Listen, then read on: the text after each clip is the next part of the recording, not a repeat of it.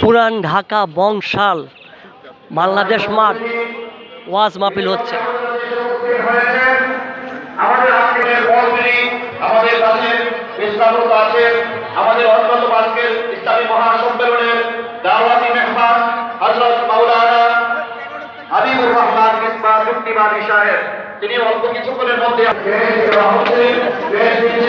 ইমাম সাহেবের সম্মানিত সিনিয়র সহসভাপতি হযরত মাওলানা মুফতি আবু সাহেব কিসমুল্লাহ সাহেব, হযরত মাওলানা মুফতি আবু সাহেব কিসমুল্লাহ সাহেব আমাদের পরিষদের সম্মানিত সভাপতি আলী মোহাম্মদ রানা হোসেন সাহেবকে আজি রাখাম ভাই বাহন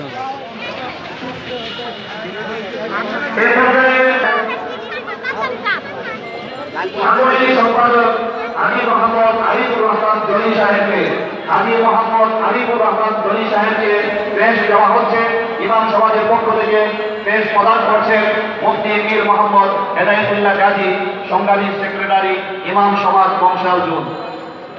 পুরান ঢাকা বংশাল বাংলাদেশ মাঠ ওরফে পাকিস্তান মাঠ 27-28 তারিখে ওয়াজ মাহফিল শেষ হলো আজকে।